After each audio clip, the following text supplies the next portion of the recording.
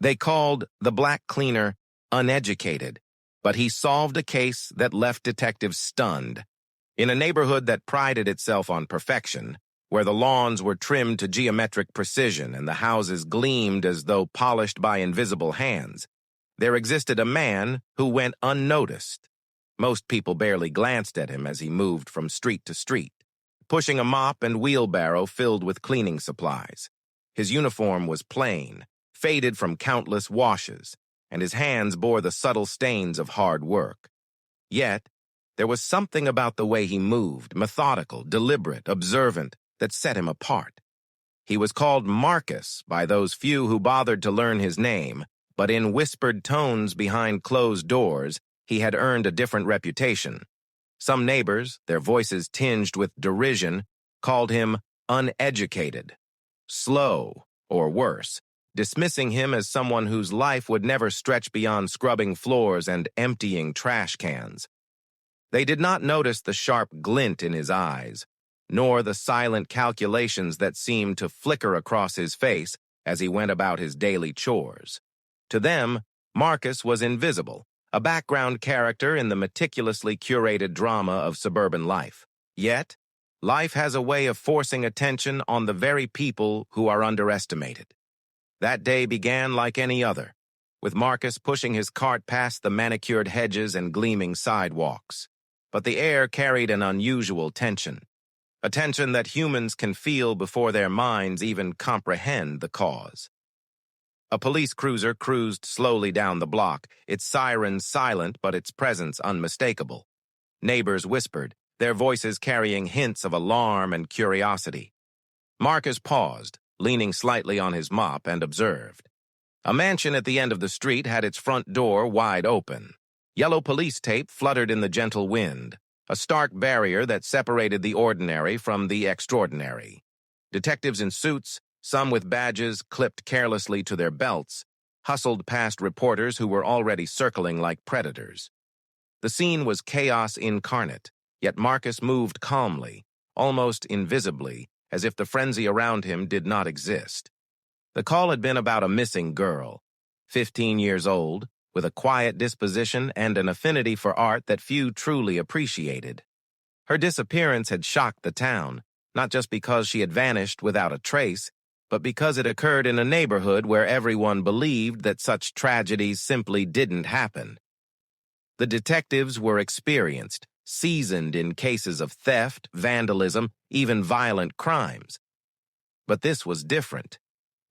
Something about the scene, the empty rooms, the untouched personal items felt off. They spoke in clipped tones, their words sharp with frustration and disbelief.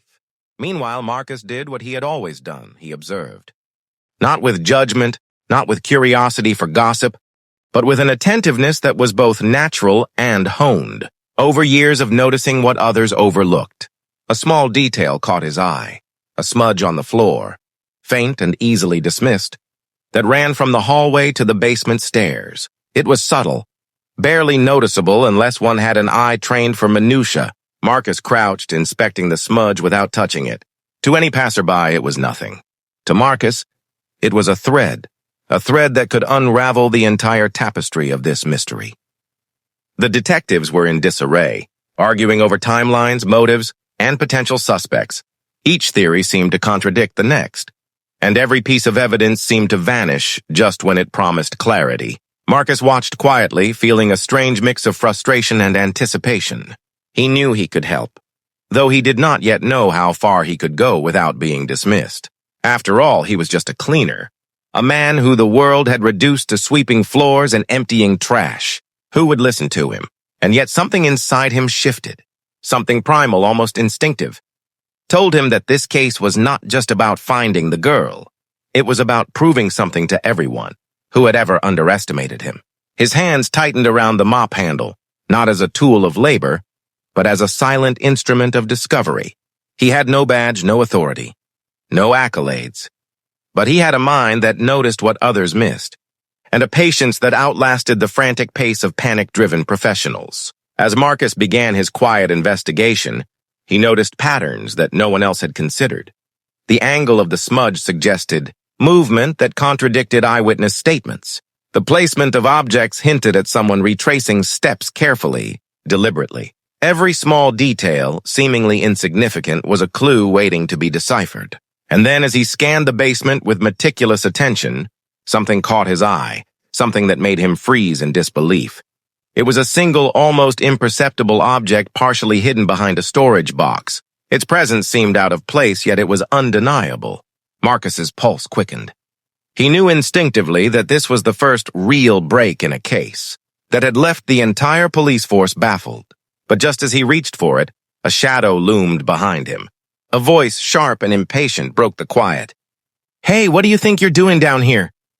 Marcus froze. The detective's eyes narrowed, scanning him with suspicion. His mind raced, not with fear, but with calculation. This moment, seemingly trivial, could define everything. If he moved wrong, he would be dismissed, ridiculed, or worse. Yet if he acted with precision, he could uncover a truth that no one else could see. And in that heartbeat, Marcus realized something chilling. He was not the only one who knew there was something down here. Marcus had found the first critical clue. But someone else was watching.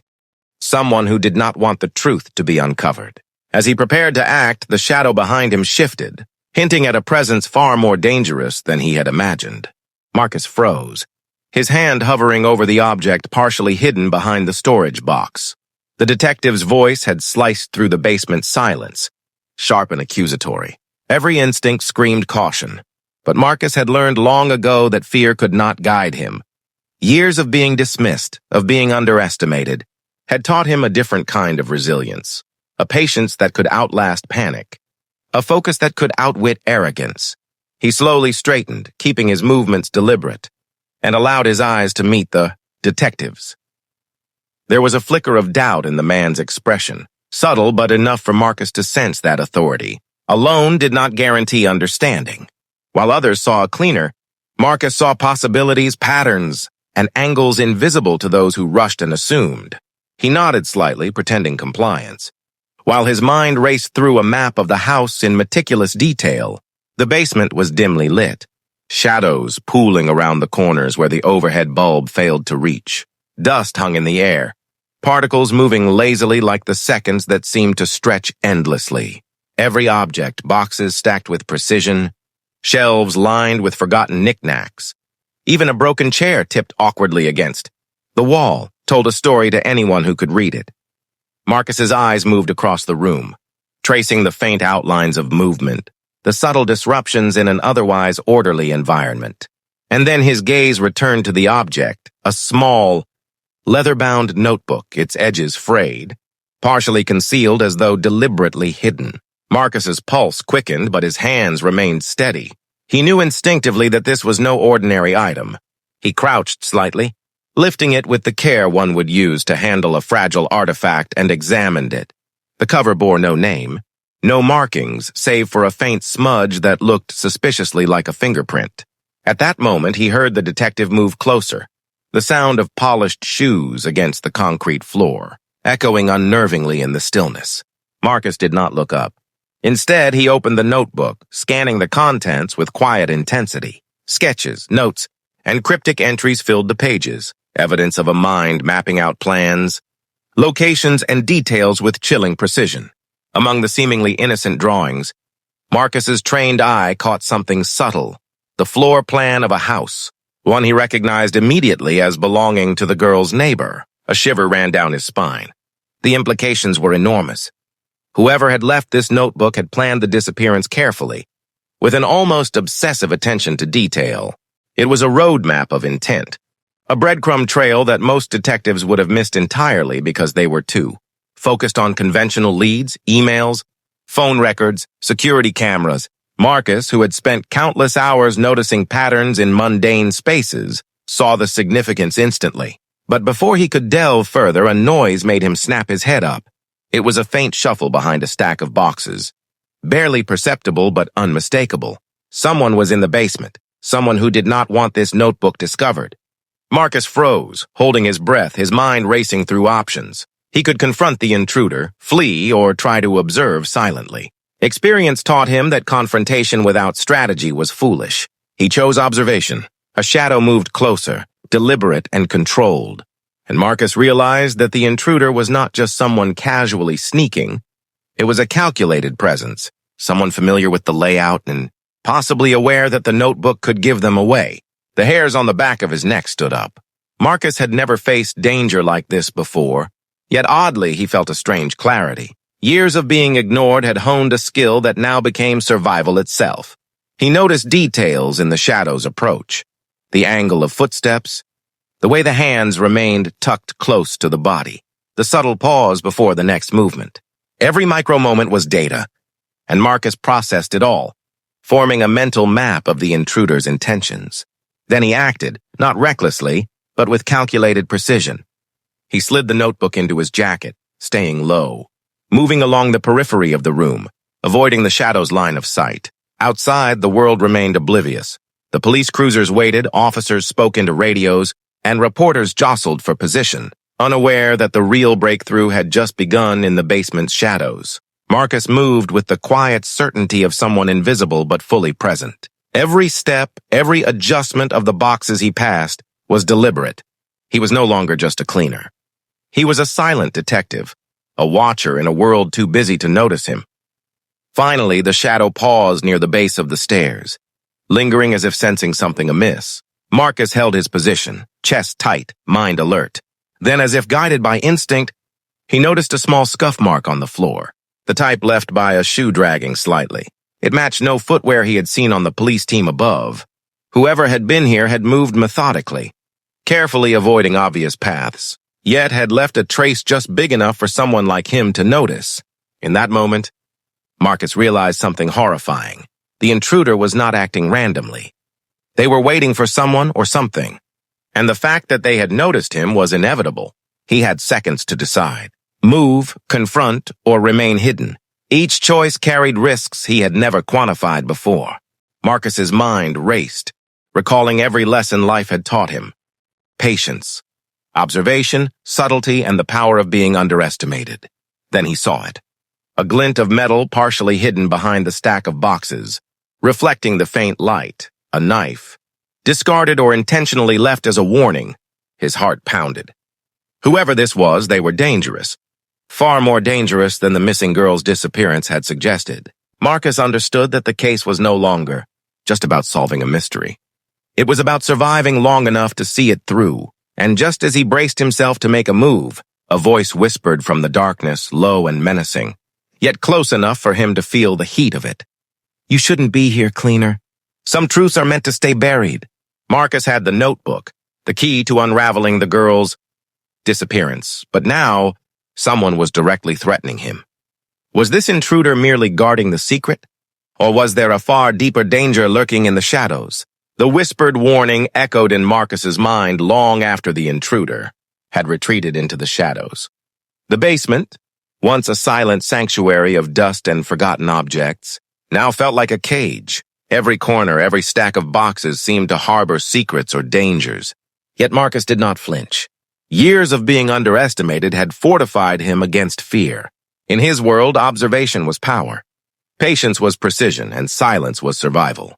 He opened the leather-bound notebook once more, holding it close under the dim light, and began to study its contents. The pages were filled with sketches, coded notes, and diagrams that seemed chaotic at first glance. But Marcus noticed patterns. Certain symbols repeated near the edges of pages. Lines connected locations in ways that no conventional investigator had yet considered. While the police had focused on obvious suspects, the neighbor, the boyfriend, the family, the notebook suggested a web far more intricate, one that involved surveillance, planning, and timing. Marcus's hands trembled slightly, not from fear, but from the weight of understanding. The missing girl's disappearance had been methodical, precise, and deliberate. Whoever had orchestrated it had calculated each step, each movement, ensuring that even the most experienced detectives would find only confusion. And yet, Marcus realized, they had overlooked one critical detail: the environment itself. Subtle marks, faint smudges, disrupted dust, a stray hair. All indicators that revealed far more than any camera, footage, or witness statement could. He traced the paths in the notebook with his finger, mapping them against the house's floor plan and the surrounding neighborhood. Then something struck him. One path led not to the nearby woods, as the police theorized, but to an abandoned storage unit several blocks away, a place that had once been used for community workshops but had long since fallen into disuse. The realization sent a shiver down his spine. Marcus understood instinctively that the intruder's warning had not been idle threats. This was a test, a psychological barrier meant to deter anyone from pursuing the truth. But Marcus, the man they called uneducated, the cleaner no one took seriously, saw it differently. The threat did not intimidate him. It clarified his purpose. Every clue he uncovered became a weapon in a battle of wits, and every overlooked detail gave him leverage over those who assumed he was invisible. Hours passed unnoticed. The house above lay in disarray as detectives bickered over timelines and motives, while Marcus methodically decoded the notebook. He noticed a peculiar sequence. Every entry referenced a small, almost imperceptible pattern, a mark on a calendar, a change in ink color, a faint symbol near the margin. It was as if the person behind the notebook was leaving a trail for someone, precise enough to see it, someone who could read between the lines, and Marcus could. He pieced together a timeline of the girl's disappearance, cross-referencing it with neighborhood activity he had observed during his cleaning routes. He remembered seeing a delivery van parked, unusually long near the neighborhood's edge, a man carrying oddly shaped boxes in the dead of night, and subtle disturbances in the foliage that most would have dismissed. Each seemingly random observation now had meaning. The more he decoded, the more the image of the perpetrator emerged. Marcus realized that the person responsible was methodical, calculating, and cruelly clever. This was someone who had lived among them, who had cultivated the illusion of normalcy while orchestrating the girl's disappearance. It was someone the detectives would never suspect because their minds were confined by assumptions and biases. Marcus's pulse quickened as he reached the most critical page. A series of symbols formed a map, not just of locations, but of intentions. One mark, repeated 3 times, indicated a hidden compartment within the girl's own house, a space the intruder had used to plan, store items, and perhaps even observe. The thought made Marcus's stomach tighten. The intruder had been closer than anyone realized, watching, waiting, planning, confident in the invisibility that the world had granted him. Suddenly, a sound, soft, deliberate, almost imperceptible, came from the basement stairs. Marcus froze, the notebook pressed tightly against his chest. He was not alone. The intruder had returned. But this time, Marcus did not panic. He had prepared. He had studied, observed, and anticipated. Every shadow, every subtle sound, every reflection in the dim light became part of his mental map of the danger around him. Then he saw movement, a flash of dark clothing, the glint of a watch catching the faint light. The intruder was close. But Marcus noticed something crucial. Their pattern was predictable. The way they shifted weight, the rhythm of their steps, even the angle at which they approached revealed hesitation, arrogance, and overconfidence. It was a small, almost imperceptible flaw, but for Marcus, it was an opportunity. He pressed himself against the wall, silent and calculating. The intruder's shadow stretched across the floor, brushing against the edge of the boxes, then paused as if sensing something amiss. Marcus's heart pounded in his chest, but he remained calm, his mind working faster than any panic could allow. He realized that confrontation was inevitable. This was no longer just about uncovering clues. It was about surviving long enough to expose the truth. The intruder's voice cut through the silence, low and taunting, yet barely more than a whisper. "You shouldn't be meddling where you don't belong." Marcus's gaze swept the room, calculating, anticipating, searching for advantage. He knew the intruder believed in control, believed the cleaner could not see, could not think, could not outmaneuver them. They were wrong. Marcus's entire life had been a preparation for this moment.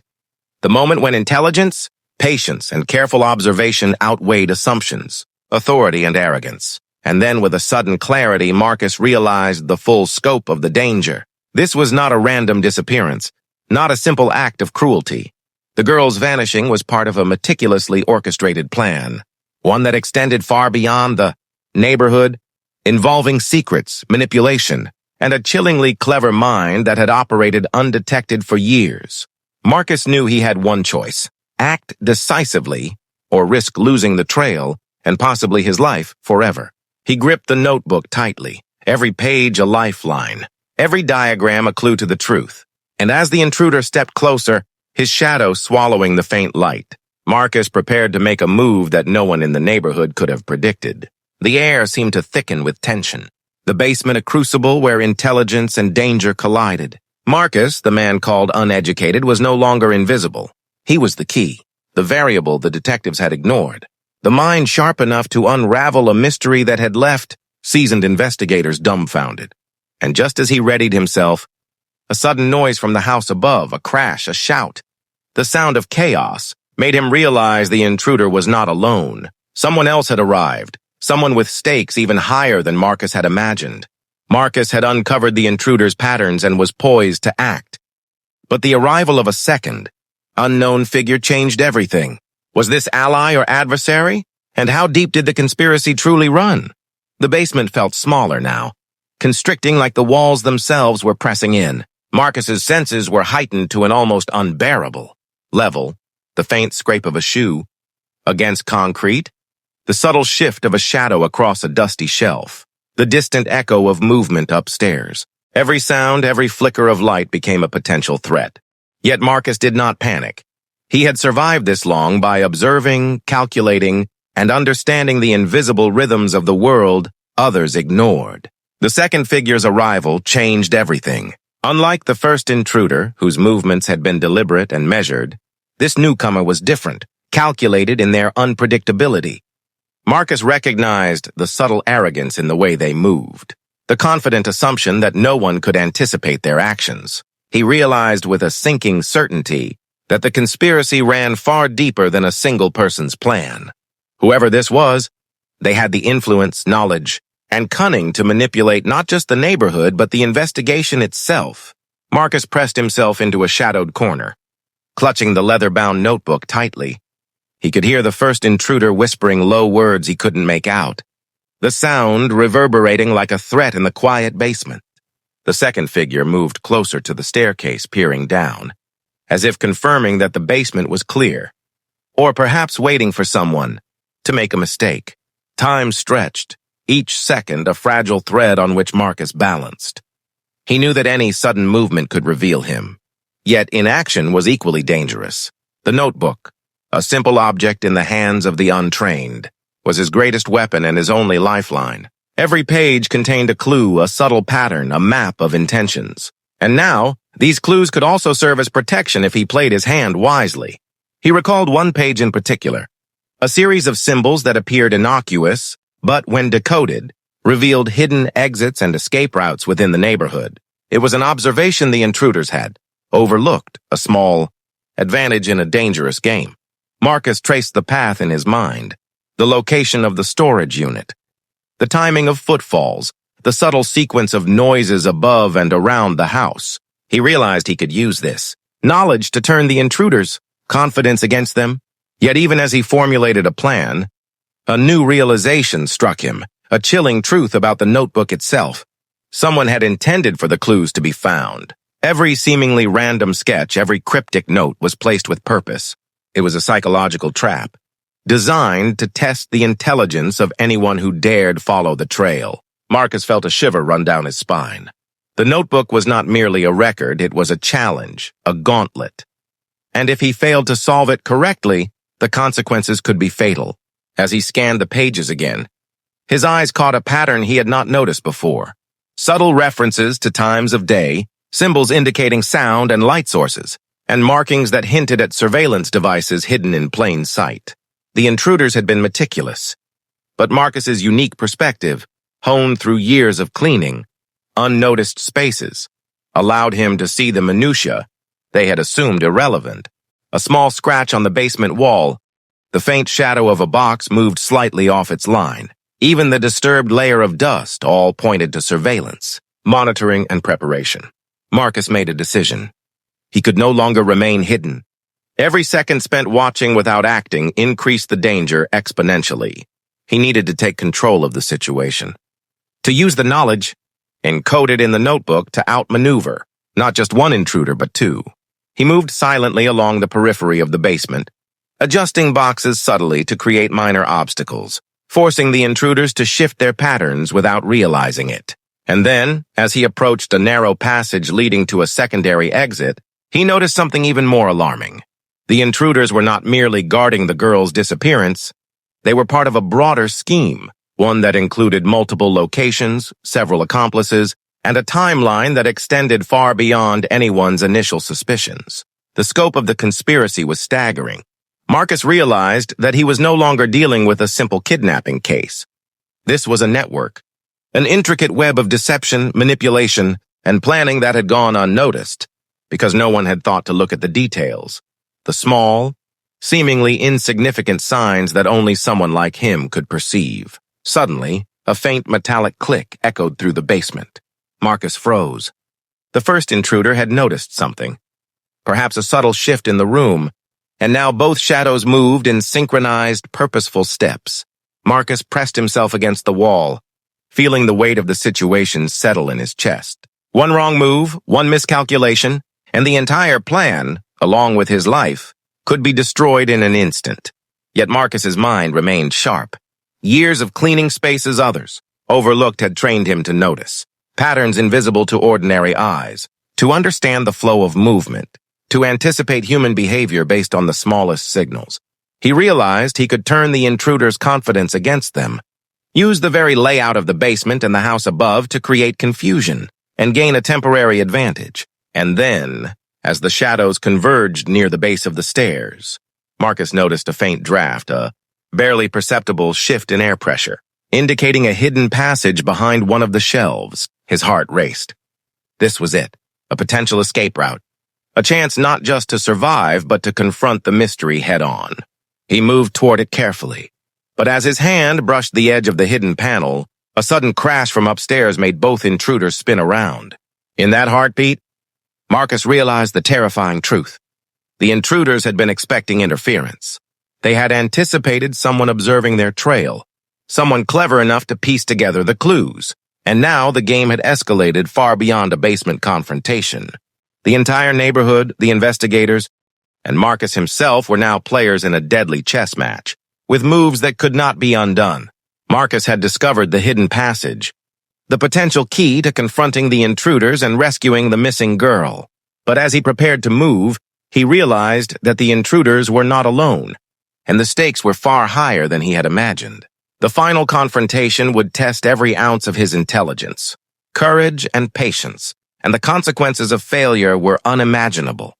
Marcus pressed his hand against the hidden panel, feeling the rough texture of the wood and the faint draft of air flowing through the narrow crack. He paused for a moment, listening. The intruders above were moving with precision, communicating in whispers, their attention seemingly focused on the basement. But they had no idea he had discovered a secret passage. He slipped inside, the confined space forcing him to crouch and move carefully. Dust fell from the ceiling and the faint smell of old wood filled his nostrils. Every step was calculated, each motion silent. Marcus understood that this passage was a lifeline, a narrow thread connecting him to the freedom, to the clues, and ultimately to the girl who had vanished under their meticulous watch. As he advanced, he traced the layout of the passage in his mind. It led to the side of the neighborhood farthest from the mansion, providing a vantage point that could allow him to observe, plan, and act. Marcus realized that his years of unnoticed labor, of cleaning, watching, observing patterns in empty rooms and abandoned corners had prepared him perfectly for this moment. The world had dismissed him as uneducated, but here, in the shadows, he was more capable than anyone else in the house. He emerged silently near the storage unit he had mapped from the notebook. The building, abandoned and decrepit, looked harmless to any casual observer, but Marcus knew better. The intruders had used this as a staging ground, storing evidence, planning moves, and hiding their tracks. He crouched behind a stack of boxes, his eyes adjusting to the dim light. Each corner, each shelf, each shadow revealed subtle anomalies, footprints in dust, smudges, the faint scent of cleaning chemicals that marked human presence. Marcus began piecing together the intruders' plan. They had anticipated interference from outsiders, detectives, neighbors, but not someone who could read the silent language of space, objects, and human behavior. He noticed a faint trail of dust disturbance leading to a reinforced metal door. Beyond it, he suspected, was the girl. The thought made his pulse quicken, but he kept his breathing calm. Precise. Panic had no place here. Clarity was everything. He listened. Voices approached from inside the storage unit. 2, then 3. The intruders were discussing the next steps, unaware of Marcus's presence. Their arrogance was palpable.